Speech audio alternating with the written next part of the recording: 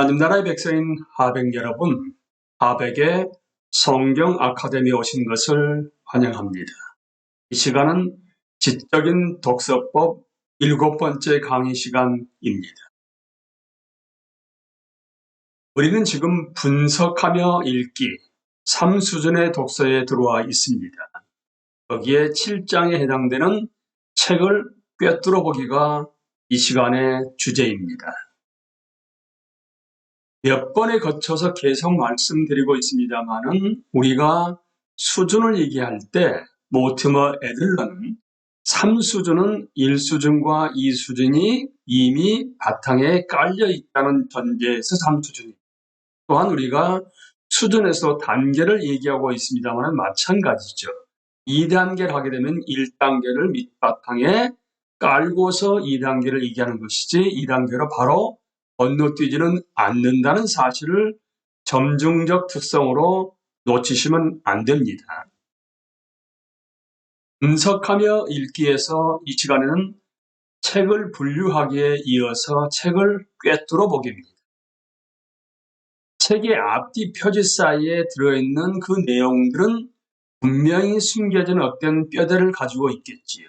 그래서 분석하며 읽는다는 것은 곧바로 그 숨겨진 뼈대를 어떤 뼈대를 발견해내는 것입니다.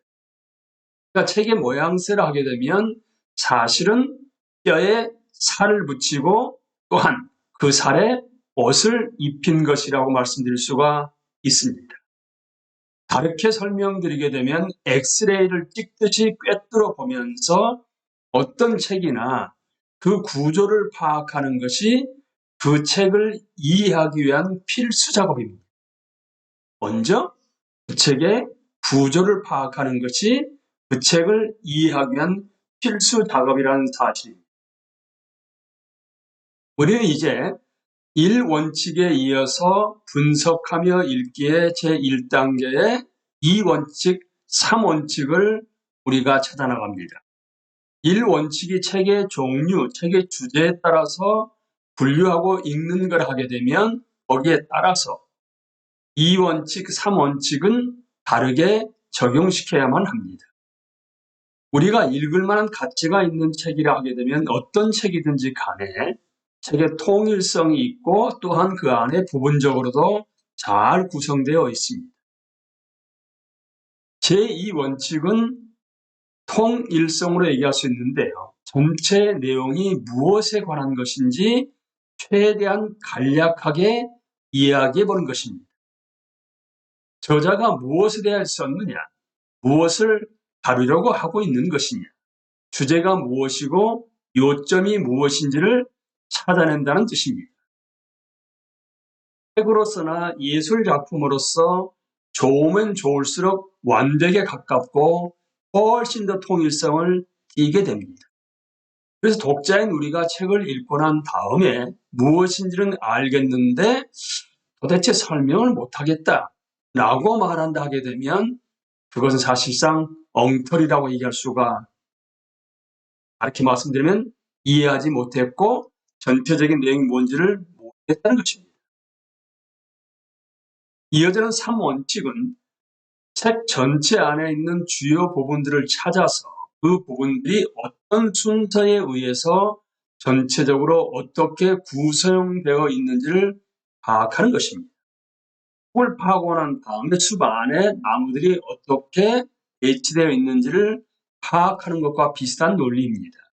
그런데 모티머 애들러는 자기 책에서 좋은 책은 부분이 잘 구성되어 있는 집과 같다고 비유합니다. 주요 부분들은 어느 정도 각기 독립성이 있지요. 또 내부 구조나 장식이 서로 다릅니다. 하지만 따로따로가 아니라 그 각각의 부분들이 제 기능을 다할 수 있도록 잘 연결되어 있어야 하지 않겠습니까? 그렇지 않으면 전체적인 내용을 결코 이해할 수가 없게 됩니다. 그러니까 가장 읽기 좋은 책은 저자가 잘 건축해 놓은 책으로서 가장 이해하기 쉬운 구조로 되어 있는 책이라고 말씀드릴 수가 있는 것이지요.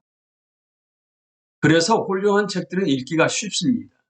잘 구성되어 있지 못할수록 읽기가 지겹죠. 책을 가장 잘 읽으려면 그래서 가장 잘 이해하려고 하게 되면 그 책의 설계도를 찾아내야만 합니다. 저자가 명확하게 설계도를 보며 지은 책이라 하게 되면 훨씬 좋은 책이 될 것이겠지요. 어쨌든 단순히 부분을 모아놓기만 한 것이 아니고 서로 연결돼 하나의 통일된 객체를 이루고 있다 하게 되면 분명히 설계도가 있지 않겠습니까? 그래서 독자인 우리는 저자가 보았던, 저자가 만들었던 설계도를 찾아내야 하는 것입니다.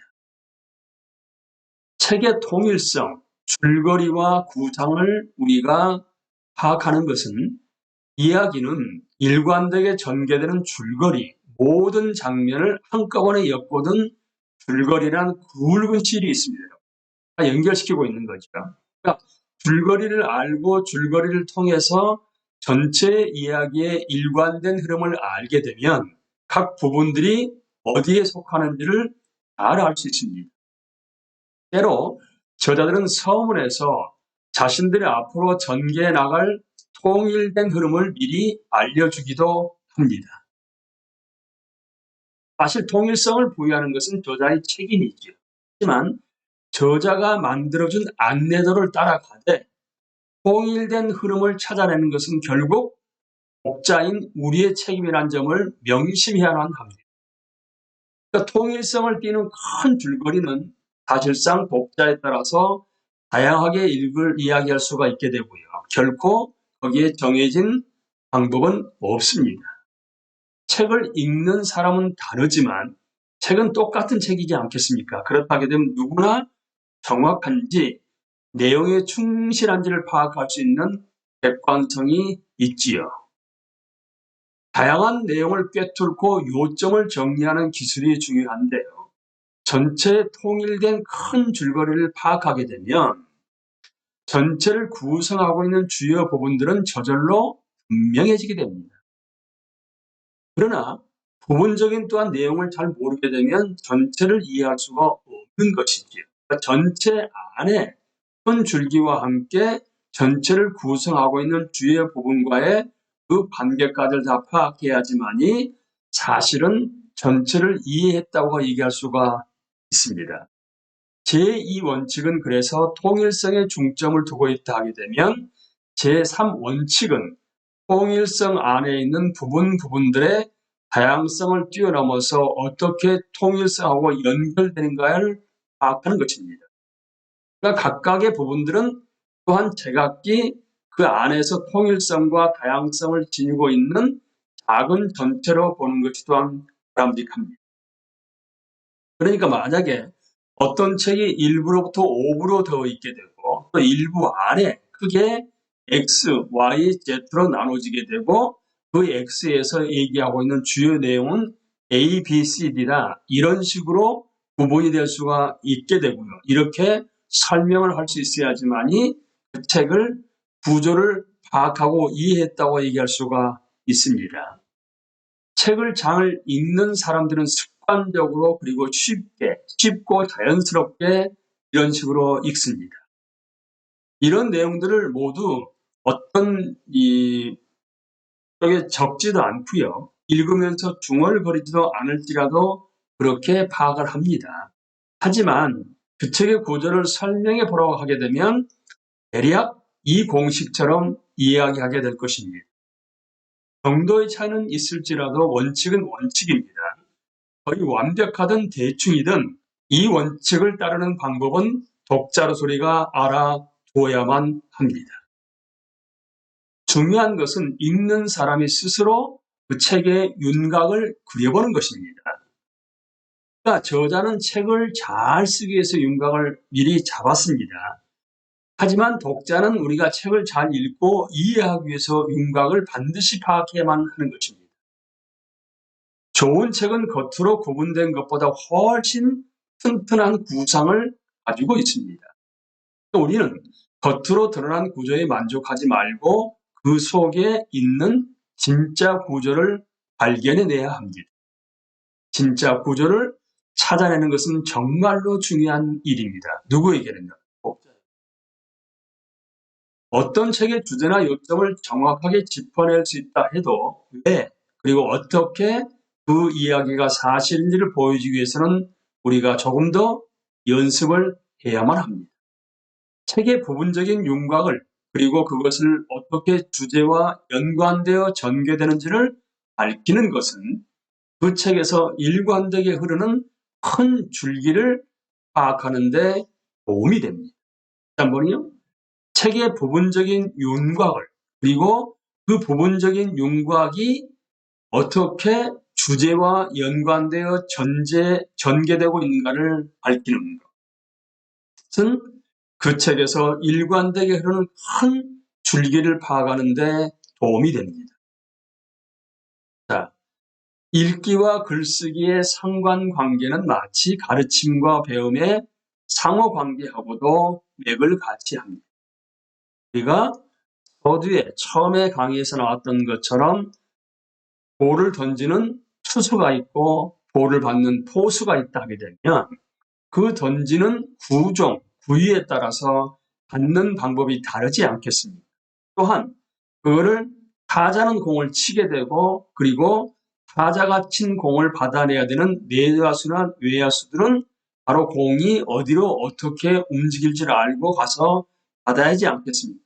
항상 상호관계가 있는 것처럼 읽기가 글쓰기와 상호관계에 있다 하게 되면 가르침과 배움도 마찬가지로 상호관계에 있다는 소리가 분명히 알고서 독서를 해야만 하는 것입니다. 그러니까 사실은 독자는 책 속에 감춰져 있는 뼈대를 우리는 드러내보려고 하게 되고요.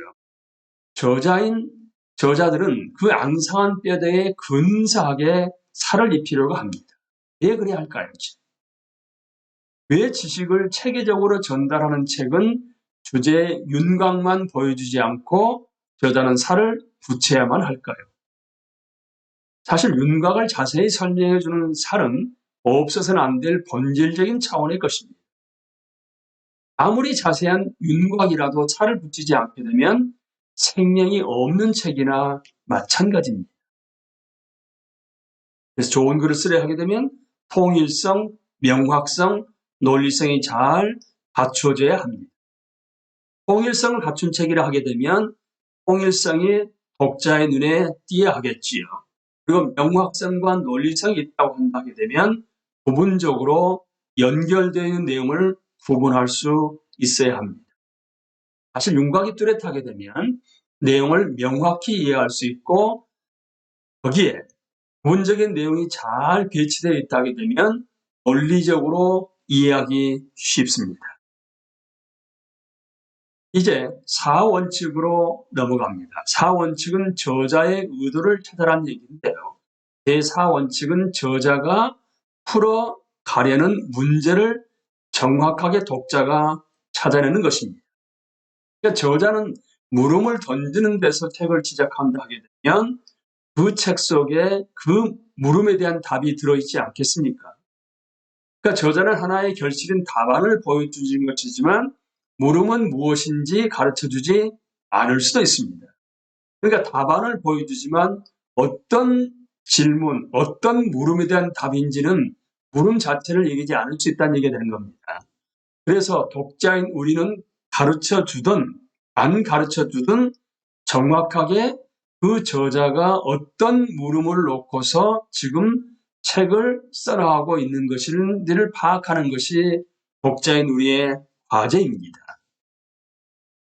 책에서 해답을 제시하려는 중점적인 물음이 무엇인지 이야기할 수 있어야 하고요. 그 중점적인 물음이 복잡하고 여러 부분으로 이루어져 있다 하게 되면 그 하위 물음들도 이야기할 수 있어야겠지요. 또 물음들을 모두 정확하게 이야기하는 데서 그치지 말고 그 물음의 구조를 파악하기 쉽게 또한 나열할 수 있어야 합니다. 어떤 물음이 먼저고 어떤 물음이 그 다음에 나중에 이어서 나오고 있는 것인지를 알아야 하지 않겠습니까? 이 원칙은 다른 두 원칙에 비해서 다소 생소하지만 어려운 책을 읽을 때 훨씬 더 효과적입니다. 사람들이 어떤 것을 질문으로 던질지 안하게 되면 저자가 의문시하는 것을 파악하기가 쉽지 않겠습니까? 그런데 여기에 질문의 유형들을 간단하게 살펴보면 이렇습니다. 이론적인 질문은 그것은 존재할까? 그것은 무엇이지? 왜 존재할까? 어떤 상황에서 존재할 수 있을까?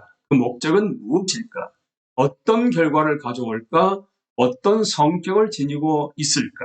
특징은 무엇일까? 유사한 것들 또는 다른 것들과의 관계는 어떠할까? 왜 노하는가? 등등이 이론적인 질문이라 하게 되면 여러분 실체적인 질문도 있습니다. 마치 이론서적과 실용서적에서 질문을 던지는 법이 다른 것처럼요. 실천적인 질문으로서는 무엇을 목표로 해야 하는가?